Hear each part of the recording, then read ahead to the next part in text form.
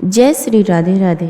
आज राधाष्टमी के शुभ अवसर पर आज हम सुनेंगे राधा जी के जन्म की आश्चर्यजनक कथाएं। राधा जी के जन्म की सबसे लोकप्रिय कथा यह है कि वृषभानु जी को एक सुंदर शीतल सरोवर में सुनहरे कमल में एक दिव्य कन्या लेटी हुई मिली। वे उसे घर ले आए, लेकिन वह बालिका आंखें खोलने को राजी ही नहीं थी। पिता और माता ने समझाया कि वे देख नहीं सकती, लेकिन प्रभु लीला ऐसी थी कि राधा सबसे पहले श्री कृष्ण को ही देखना चाहती थी। अतः जब बाल रूप में श्री कृष्ण जी से उनका सामना हुआ तो उन्होंने आंखें खोल दी। एक अन्य कथा के अनुसार राधा द्वापर युग में श्री वृषभानु के घर प्रकट होती हैं। कहते हैं कि एक बार श्री राधा गोलोक विहारी से रूठ हो गईं।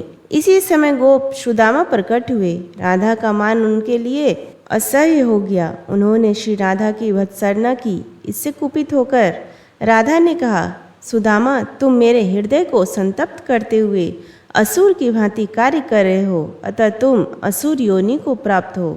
सुदामा कांप उठे, बोले, गोलोकेश्वरी, तुमने मुझे अपने शाप से नीचे गिरा दिया। मुझे असुर योनि प्राप्त का दुख नहीं है, पर मैं कृष्ण वियोग से तप्त हो रहा हूँ। इस वियोग का तुम्हें अनुभव नहीं है, अतः एक बार तुम भी इस दुख का अनुभव करो।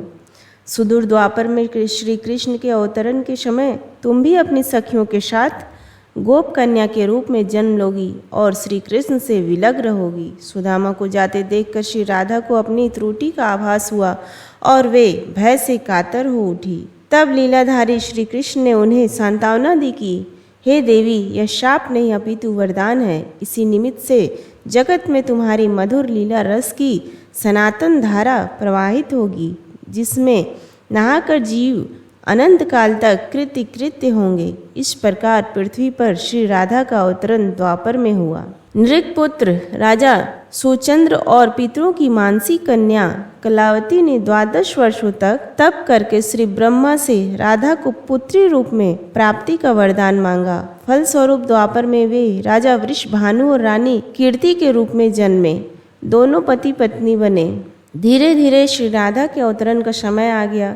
संपूर्ण व्रज में कीर्तिदा के गर्भ धारण का समाचार सुख स्रोत बनकर फैलने लगा। सभी उत्कंठा पूर्वक प्रतीक्षा करने लगे। वह मुहूर्त आया। भाद्रपद की शुक्ल अष्टमी चंद्रवासर मध्या के समय में आकाश मेघाच्छन्न हो गया। सहसा एक ज्योति प्रसूति ग्रह में फैल गई। यह इतनी तीव्र ज्योति थी कि सभी के नेत्र बंद हो गए। एक क्षण पश्चात गोपियों ने देखा कि शत सहस्र शरद चंद्रों की कांति के साथ एक नन्ही बालिका कीर्तिदा मैया के समक्ष लेटी हुई है। उसके चारों ओर दिव्य पुष्पों का ढेर है। उसके अवतरण के साथ नदियों की धारा निर्मल हो गई।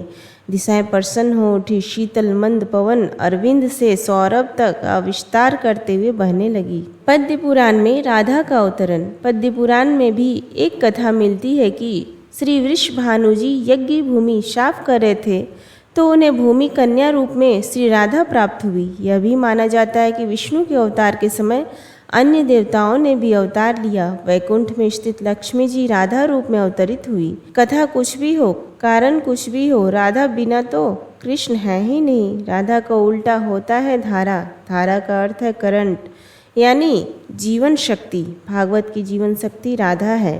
कृष्ण देह है तो श्री राधा आत्मा। कृष्ण शब्द है तो राधा अर्थ। कृष्ण गीत है तो राधा संगीत। कृष्ण वंशी है तो राधा स्वर। भगवान ने अपनी समस्त संचारी शक्ति राधा में समाहित की है। श्री कृष्ण स्वयं कहते हैं कि जिस समय मैं किसी के मुख से राग सुनता हूँ उसे मैं अपना भक्ति प्रेम प्रदान करता हूँ, और धा शब्द के उच्चारण करने पर मैं राधा नाम सुनने के लोभ से उसके पीछे चल देता हूँ। राधा कृष्ण की भक्ति का कालांतर में निरंतर विस्तार हुआ। उम्मीद करती हूँ आपको आज का ये वीडियो पसंद आया है, तो कमेंट बॉक्स में श्री राधे लिखना ना भूलें। धन्यवाद।